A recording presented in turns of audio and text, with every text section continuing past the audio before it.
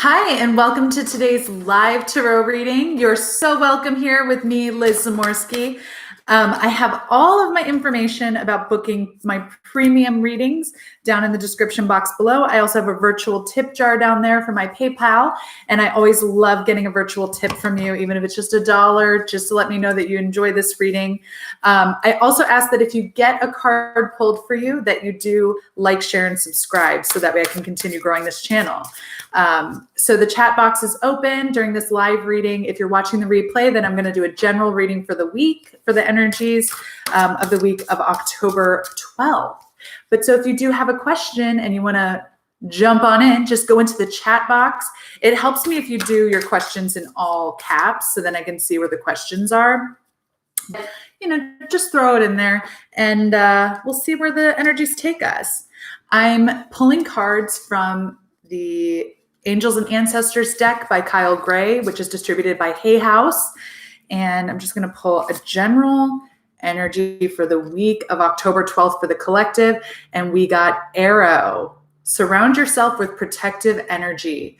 And it just feels like there's so many planetary placements right now that are just kind of going haywire with energy of the collective. And so this arrow, it feels very closely related with the compass, where it's find your direction, do whatever you need to do to get clarity in your life. If that means scheduling out your day better, getting yourself on a better sleep plan, making sure that you're getting proper nutrition, like all of these areas of your life, it feels like are calling out for you to really narrow down and stop getting like decision fatigue, emotional fatigue, and really step into this place where you have direction and where you're also looking inward, where you're allowing yourself to really follow the feedback loop. So as you're pointing your compass and moving in the direction and going for it, that you're also continuously checking like, okay, I've taken one step forward. How did that feel? Do I need to readjust anything? Do I need to adjust my pace? Do I need to adjust my direction? Do I need to adjust? So just allowing yourself to continuously fall into that feedback loop and pull in the environmental indicators around you that are saying like, yes, you're on the right path, or let's make a little adjustment. And this is going to really help you. So you're starting this feedback now in the beginning of the week, instead of waiting until Saturday to kind of do a retrospective of your week and see how did that go. You're starting it now. So that way, as you're going along the path, you're not wasting precious time. You're not wasting precious energy, and you're just moving forward with the flow. Yeah. Hermit. This is from the Light Seers Tarot deck. You got the Hermit as well. So this to me is really an indication of that, of these arrows down here going inward, allowing yourself to transcend the path that you've been on, allowing yourself to basically adjust to the new feedback, adjusting to the way that your life is going, adjusting to the curves in the path, and allowing your light to really shine, allowing yourself to really illuminate the next steps for you instead of kind of feeling like you're tripping along in the dark. So this is requiring you to take a slower pace this week so that way you can hear and absorb this feedback as you're moving forward. Okay. If you're new in here, I see that there are a couple people watching. If you have any questions, go ahead and throw it in the chat box. And if not, I'm just pulling general energies for the collective for the week. Whew, yeah, Three of Wands. You know it's coming. You know you've absolutely started embracing this energy already. This is kind of just a reminder like, hey, make sure you're on the right path. But this feels like you've set out on the path. You've started manifesting this. You're basically just waiting for the ships to come in now. It's very solid. It's very flowing energy with this fire, these wands. But this lady is not like, what do I do? Where do I go? Like, she's absolutely like, I'm looking out to the horizon. I've called in the ships. I know they're coming. I'm just waiting for them to come into harbor. It also feels like she represents this lighthouse energy right now. So it feels like there's this lighthouse energy coming through where not only are you waiting for the thing to manifest and come through, but you're also very aware that you are the light. You are like the light that is attracting all this moth energy. So it feels like there's about to be a big transformation for whoever I'm connecting with right now, where you're not only, it's like you're calling in the things that you're manifesting to a safe harbor. Safe harbor, I'm hearing. Where it doesn't feel like it's coming like Eight of Wands energy, where it's like fast and furious and da da da da da da. It's very calm. It's very calculated, not in a negative way, but in a very like, I know what I've set this course for. I know where I'm going. This arrow is very pointed. This is very calm fire energy. So it feels like give yourself the time and the space to actually allow the manifestation to happen, to believe that the universe is always conspiring in your favor, to believe that you're really calling in and drawing in the things that are meant for your highest good. I feel like this is kind of like Monday, Tuesday, Wednesday energy. So it feels like by midweek, you really want to start slowing down and being that beacon, being that lighthouse, allowing the manifestation to happen in a safe, calm, still way, stillness. It's not, it doesn't feel like there's stormy energy. It feels very like like everything that's happening makes complete sense based on what's been happening in the recent past. Mirror guardian, take time to reflect. This goes back to that hermit energy as well. Also, I mean, look, the colors in the two of these are mirroring one another, but this also feels like Eight of Swords energy to me. That kind of reflecting, taking the time to slow down, taking the time to take a bird's eye view, taking the time to really open your third eye and start dreaming of what you want, and really going back to that feedback loop, watching from a bird's eye view of what you're doing, what's transpiring, and then what's actually happening. What's going on? What signals are those telling you? Is it telling you like keep on this path, or is it telling you let's make an adjustment? So really allow yourself to take the direction that you want, take the direction that your heart is leading you in, but allow yourself to really sink into receiving the feedback constantly. That's a strong message this week. That feedback, going in, getting quiet, reflection, you're the beacon. Yeah, both of these feels, this Three of Wands and the Hermit, it feels like you're the beacon, you're the light. Gonna keep moving forward here. Yeah, Four of Swords. Go inward, allow yourself to really,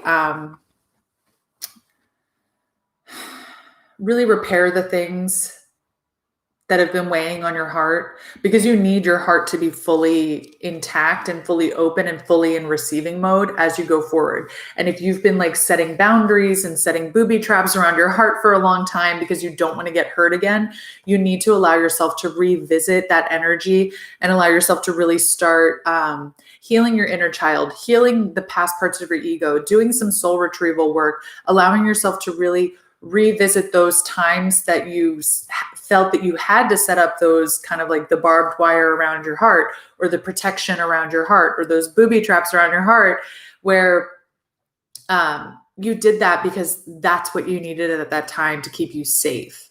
So you could go inward, so you could learn, so you could grow.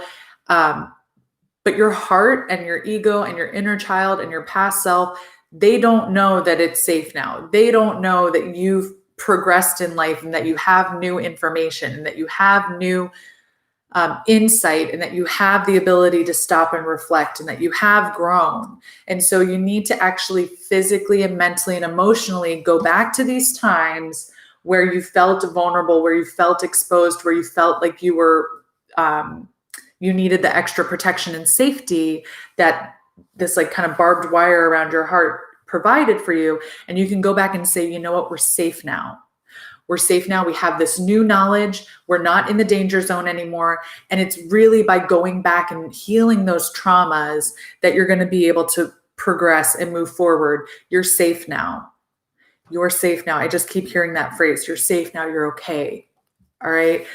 There's a lot going on in the cosmos right now. There's a lot of planetary placements that are causing you to do this inward work. We've got Mars in retrograde in Aries. We've got Mercury about to go retrograde. We're in that shadow phase.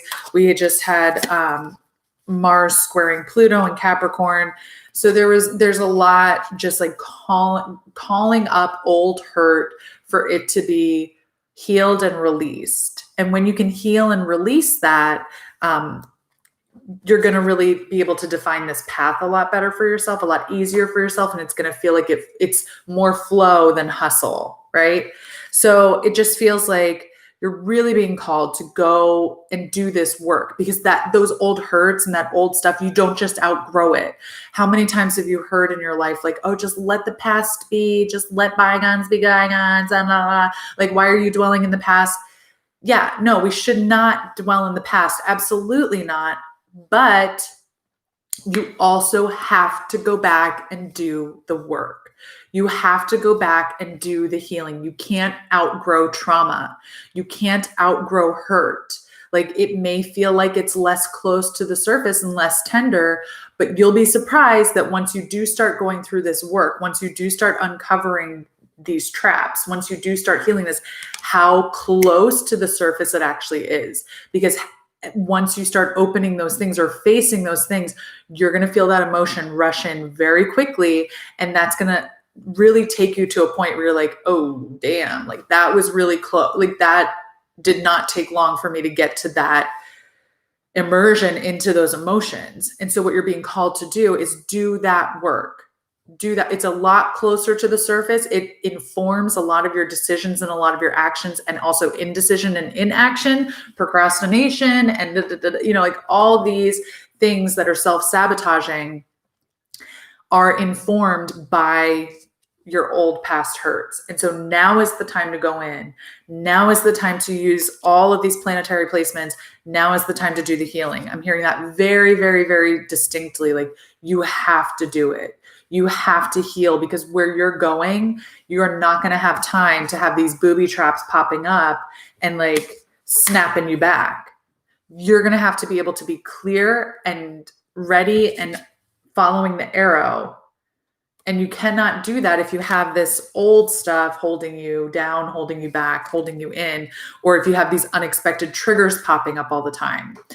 There will always be something to work through, I meant to say. But, and like, you are going to have, oh my gosh, I'm just noticing too, like, I thought she was covered in bruises. She's actually like tattooed with flowers and stuff. So it's like transforming those bruises into something beautiful. And then the last card that came out is the Sage. Be devoted and committed. Stay committed to this path, because if you start getting wishy-washy, you're not going to be able to heal these things. You have to trust that you have an inner guide and guides around you that are heart-centered, that love you. This is really pulling me down into your lower chakras. Well, heart, solar plexus, and sacral chakra. And so this is actually not like the lower, it's the middle chakras, the ones around your torso. And when I think about those chakras, I think about, it's love, it's creation, it's your sense of self, it's your sense of memory. And so you really have to approach healing these old hurts with a lot of love and support from yourself now, who knows, who's healed, who's moving forward, and really using that place of knowing to become the sage, to become the guru, to become the healer for the old parts of yourself. And this also feels like those three chakras are in your torso. These are the most, I don't know, for some reason I'm seeing like if you are in war or in battle, like these are your exposed areas. Like if you would get shot in the stomach or in the heart or in the back with one of these arrows, you don't have good outcomes generally. And so it feels like you have to allow yourself to be a bit vulnerable, but using the feedback loop, using the wisdom of the hermit as your protection. Okay, like allowing yourself to like open up and be vulnerable and do this healing, but then allowing yourself to retreat. This doesn't have to be public. This doesn't have to be Six of Wands, I'm hearing. This doesn't have to be like on stage for everybody to see you healing your wounds. It doesn't have to be like out in the open. You're allowed to do this privately, but you need to trust that the self that you are now and your higher self, that you can guide yourself through this. You can work through this. You can heal this. And at the end of it, allow yourself to be proud. Allow yourself to be proud of that healing, because it's not easy work. It's not an easy journey, but you're here for it. And you're really being called to step into that responsible action this week. So I love you guys with all my heart. I don't have any questions in here right now popping up in the chat. So since it's quiet, I'm going to go ahead and close out this reading. Thank you so much for being here. And if you want to book a private reading with me, the information's in the description box below. I'll see you soon. Bye.